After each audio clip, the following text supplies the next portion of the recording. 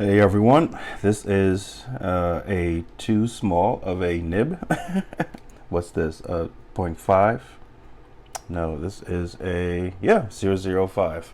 So that's a little too small.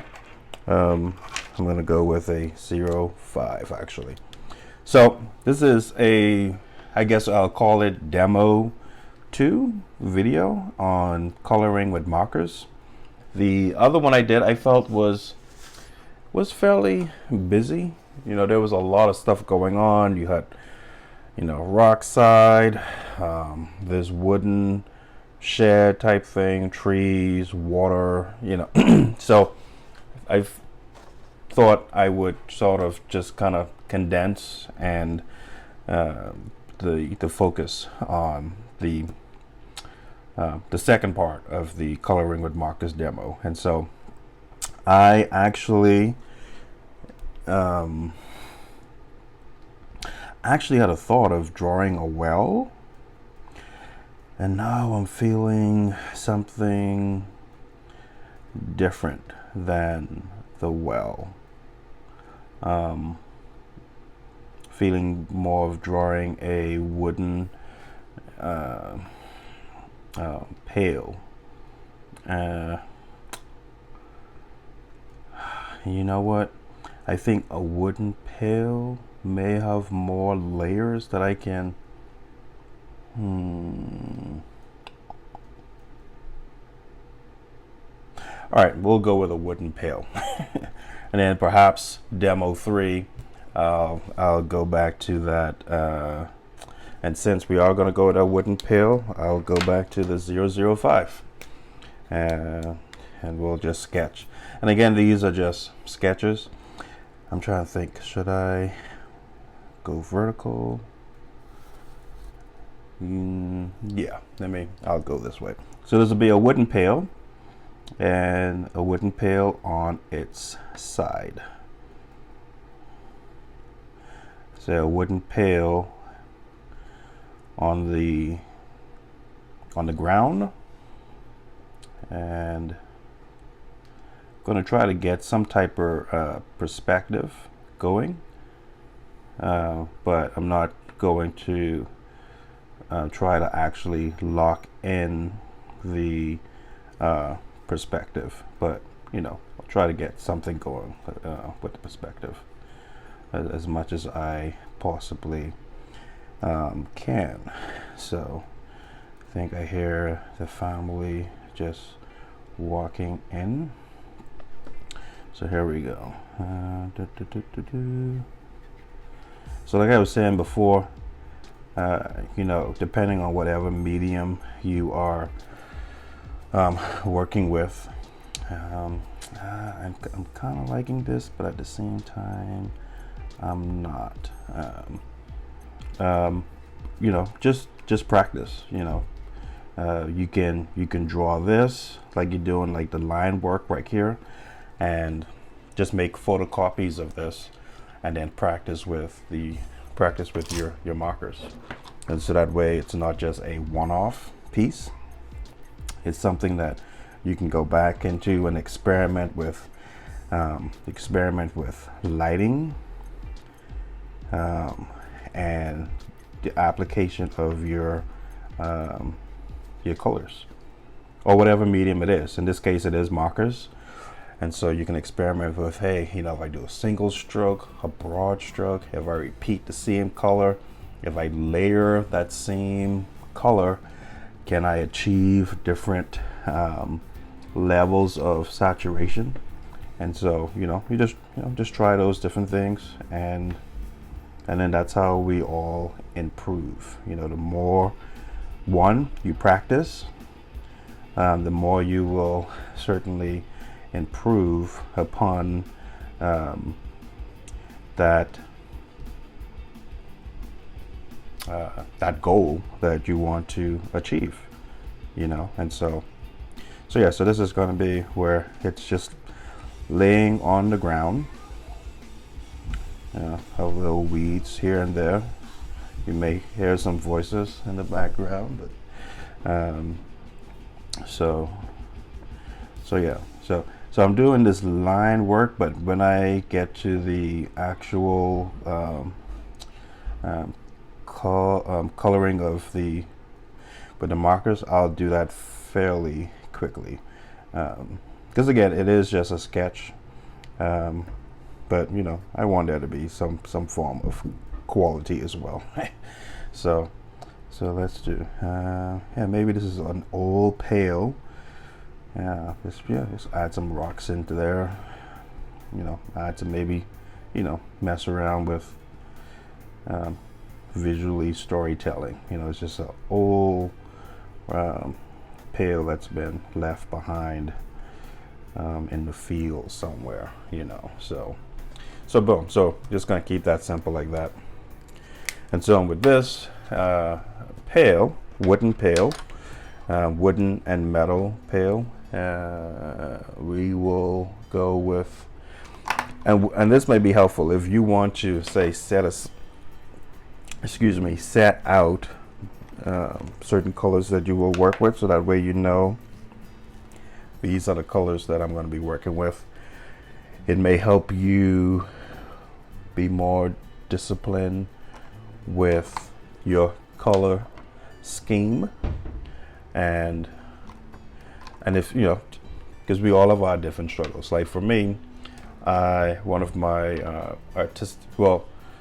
and by struggles I should say, not something that you don't have a good command of, but something that you may do too much of. And so for me, I get into the little details, you know. So like for this piece, I may start to focus on drawing little weeds, and depending on the piece of illustration that you're working with, if no one's really going to see these weeds, then there's really no point in putting those in. Now, if adding them will enhance the overall illustration, then yeah, go ahead, add all the detail that you want. And then I want to be careful with this too as well, because if it's your style to add details, like to add like cross hatching and stuff like that, you know, adding surface textures, and that's something that you do and it comes innate to you, and that's your style, by all means do that, because that can be a way where you distinguish your own art style from everybody else's, and I think that's fine.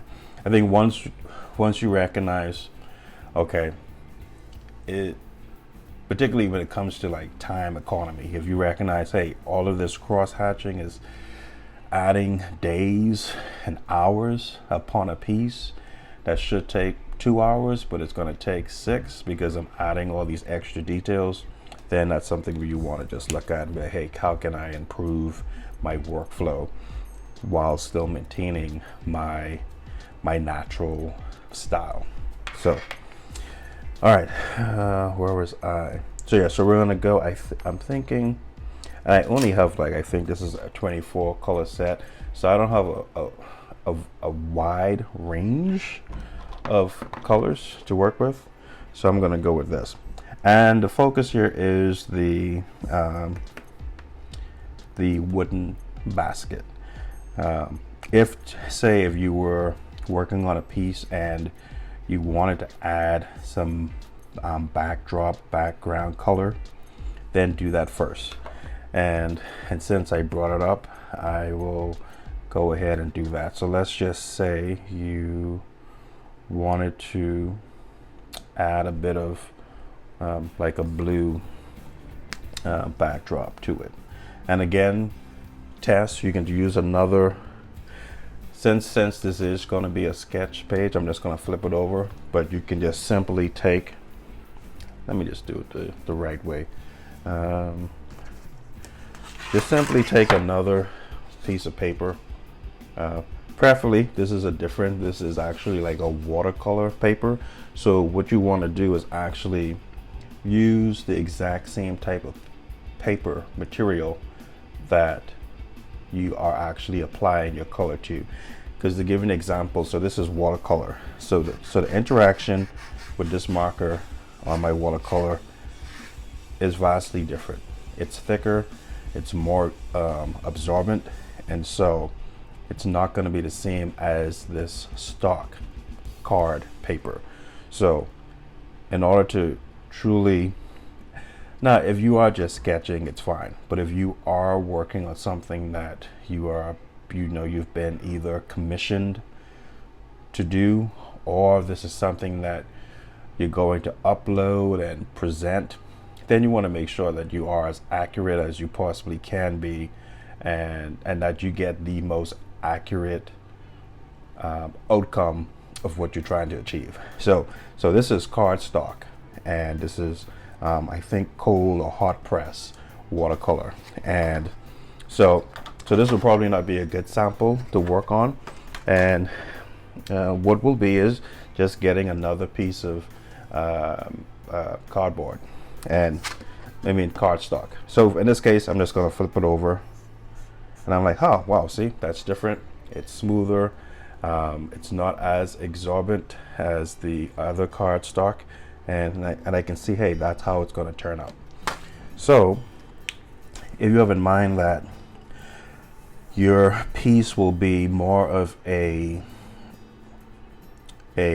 cold hue, and by cold essentially is light colors, like a light blue, a light yellow, almost like in the sense of saying like pastel, and then when you hear the term of like hot, a hotter hue are usually like just darker colors, like your reds, your deep purples, and such. And so if you wanted a more light background, then you'll know that, hey, this shade is not the right shade for what you want to achieve.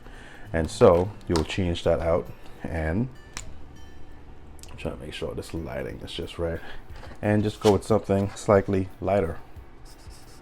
And you're like, you know what, yeah, that's lighter, so I'll try that. And then you come here and you just work on how you want that background to look. So come here, and again, since you are just practicing, you can just be very free with this. Now, of course, I didn't make a copy of this piece, and so this is the one and only wooden background piece that I'm going to do. But you can do something like that where, hey, that's the color background I'm going with. Then with your other copies, you can try a darker hue, or maybe a different way that you have applied your background color to it. So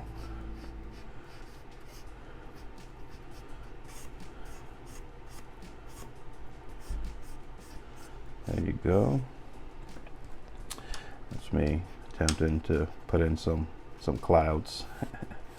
so bam. So there you go. So you can do that. So now you have your height, your sky background, and let's just say, you know what, I want to get down to the earth as well. Then go on. Now this is the field, and you're all just working on your background. So this way you know what to apply for your center object.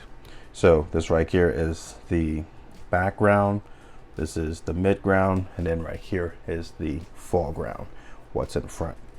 And if you've established a gradient where this is lighter in the background, then you want to ensure that you have like a proper contrast between your background, your midground, and your foreground. So you want to make sure that that gradient is a contrast and it flows, where it's not just all one light color.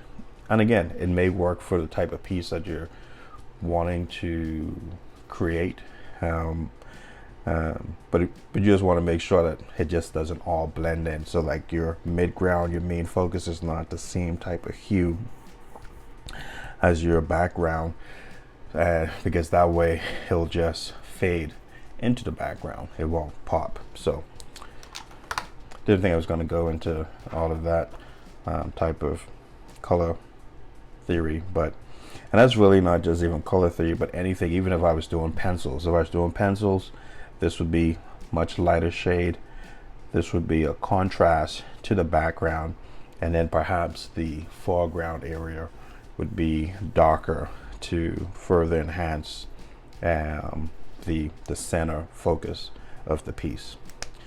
So right here, then I am going to, and depending on what type of markers you have, I have one that has brush tips and the broad tip. So, and again, if you're practicing, another reason why to make more copies, because then you can practice using the brush end, the brush tip of your marker, and to see that, I have more control doing that, or the broad tip. And that way you can see that, oh, it applies differently. And you never know, you may feel that this achieves the overall texture and aesthetic that you want to portray. And even if you don't want to, you may just stumble upon, wow, I like how that actually looks when using the broad tip as compared to the brush tip. So we're going to go continue. And again, I am keeping it loose and light, and I'm trying not to overlap too much.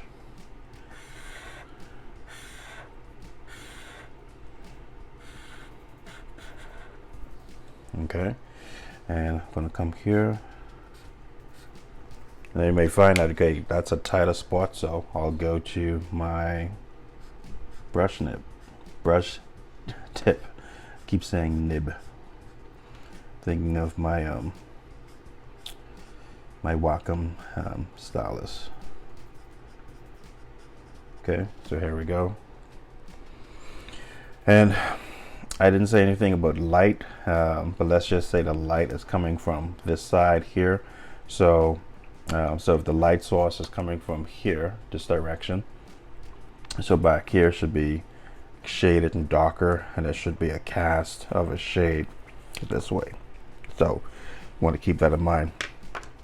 So we have that. So we have this. We have the foreground, midground, centerpiece, and now I see again. I do not have a great.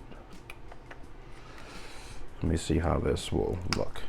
I'm going to test this out. Okay, that looks very similar to that, but I'm just going to go with it for now.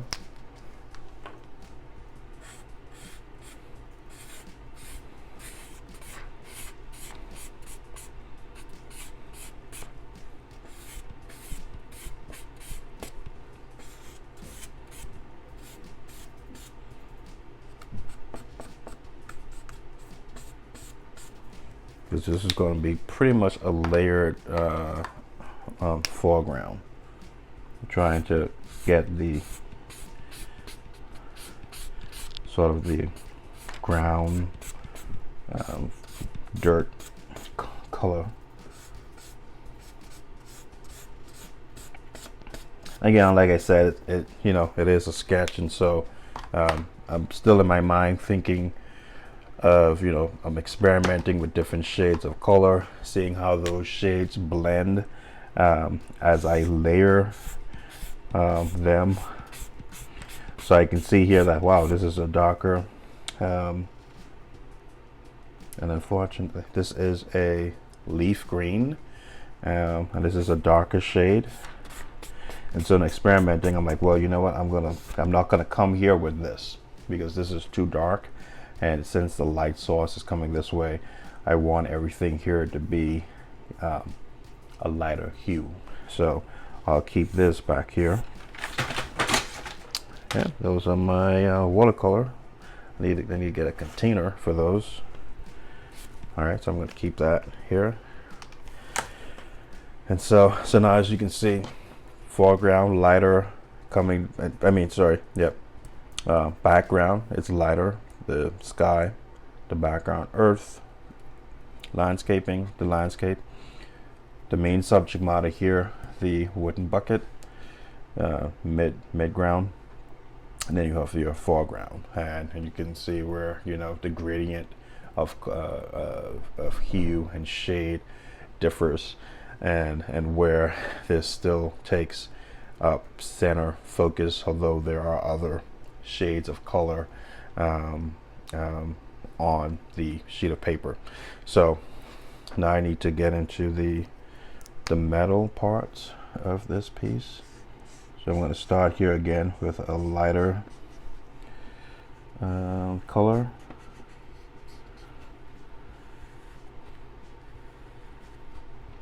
And in your piece, you're the one that's creating it, unless you are drawing from reference. Then that will dictate exactly what you will put down. But if you're just experimenting and you want to be free with whatever color choice you are choosing, you have that freedom, and then also the responsibility to ensure that you are keeping in focus with your color choice. So I notice these are like the metal framing for this wooden basket.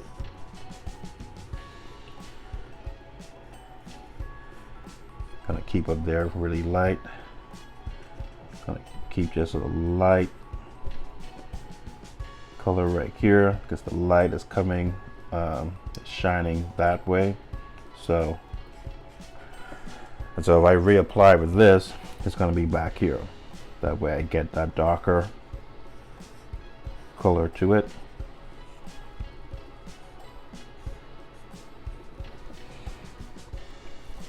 And if I even want to go darker still, I can, and come here with the black. And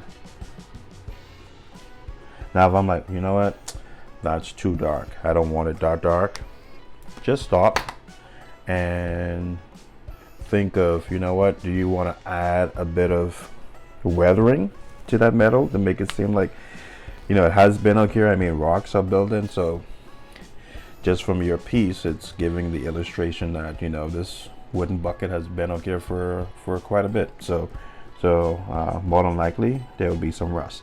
So you come here and you use this, and it's like, okay, that's too dark. Just choose another shade. Try another shade, and that's what I keep saying this as a broken record, but that's what helps with making several copies, because you can try and see, what, I don't like this shade.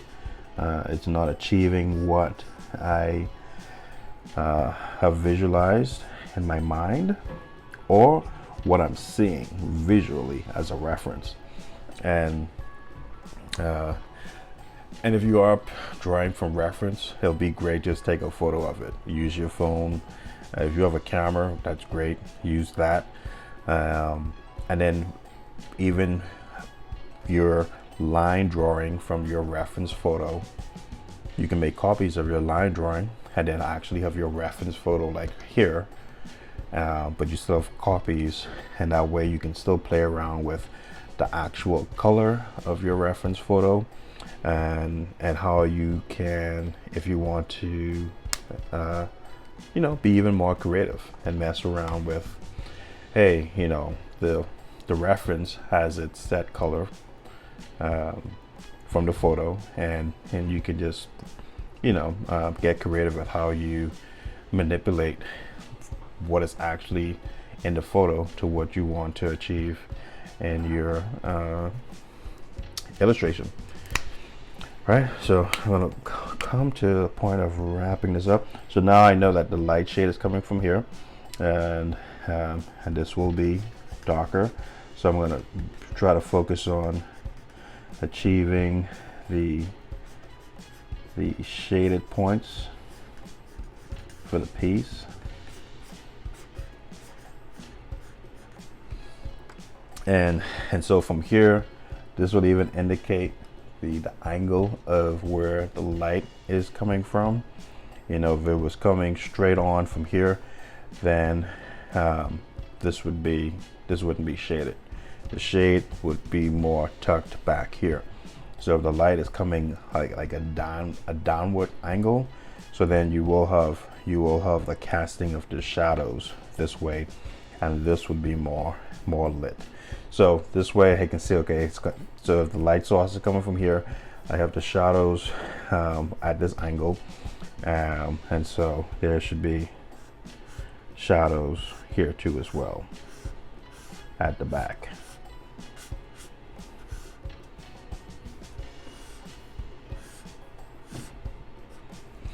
Here you go with that, and then now you can then focus on, okay, your other elements in your illustration. So here we have our rocks, stone. You can color those.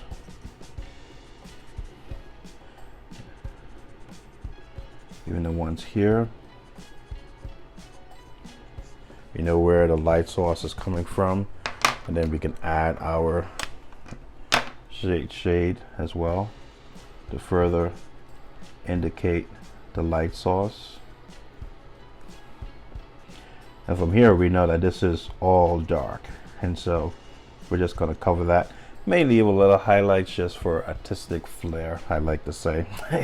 You know, but again, you know, if you're drawing from a reference, draw what you see, because that's great discipline and doing that, because that just helps your perception to communicate what you're seeing to what you're drawing. So that way, and it keeps you accountable too. So if you're drawing someone and you don't want their neck to look like a giraffe, and it's like, hey, was that a giraffe or was that a human being that you drew? You know, so it keeps you helps keep you honest in that regard. And so now if you want to come back and add highlights, you can come here with, you know, your fine point eraser pen, and you can add more highlights to illustrate your light source. You know, so you can get creative with that. And or like I said, so we started with this, and letting it dry with markers is a cool tip, because this is dry now. You can come back with that same color, come back over and create a natural shade too as well. And so now you're adding texturing, almost weathering to what you did prior, and just using that same marker, it's going to cast a darker hue, going back over those same elements. And even what you've even added shadow to, it will make that even darker as well. And there you go. See if I can find my darkest green. And there we go. We're adding those details that I like to add. But yeah, so I think I'm gonna wrap up here. It's 29 minutes, but this is how you can just practice using markers. And these are, I want to say, mid-level markers. It's a Blick Studio. Get them from, I'm not sponsored in any way, wish I was, but it's dickblick.com. And I know that song's rather sus, but it's an art store, and that's where I've been buying all of my art supplies from. Stuff like this, my pens, pencils, everything. I mean, you know, so that's where I buy my art supplies from. So, and it's great range of different, you know, because they have this brand. This is their studio brand, but they also have like the Copic brand, like this, which is a higher end acid sort of marker. So, but if you are going to work with markers, just try even if it's a low mid-level marker, it's good to try that, so that way you could have that natural blending experience. And so, because cheaper markers, you're just not going to get that. It's going to apply very dark. You're not going to have much blending action. And by blending action, I'm going to flip this over. Let's say like this right here. It will end. So we have this. I can do that, and I can come back, and that was cool gray. I can come back here with cerulean blue, and I can blend. See, I can blend that and create a different shade. And if I wanted to go further, I can come here with the peach, and I can blend that as well. Now the peach is dark, but you can still see that the color underneath is still going to pop up because it's still blending. It's acid base, and it's more workable in that sense. And if I wanted to add a little bit of flair, I can come here with the yellow saffron, and see, even go on top of that and still create a different color and blend look.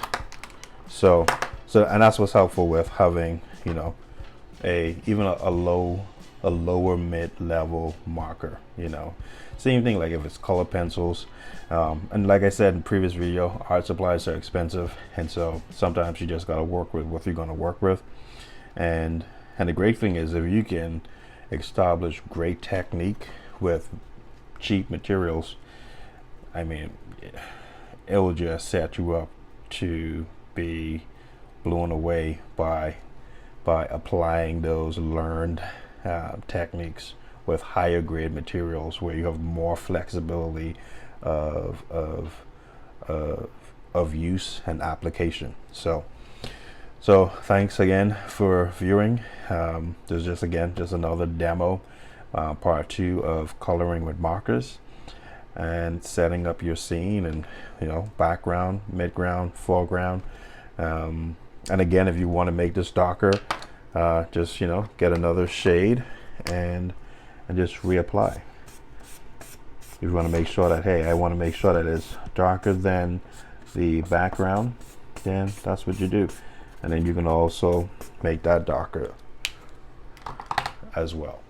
So thanks so much for viewing. I didn't say it at the beginning, but appreciate a like and subscribe to the YouTube channel, and even more importantly, support to the Patreon page, which is patreon.com/Mr.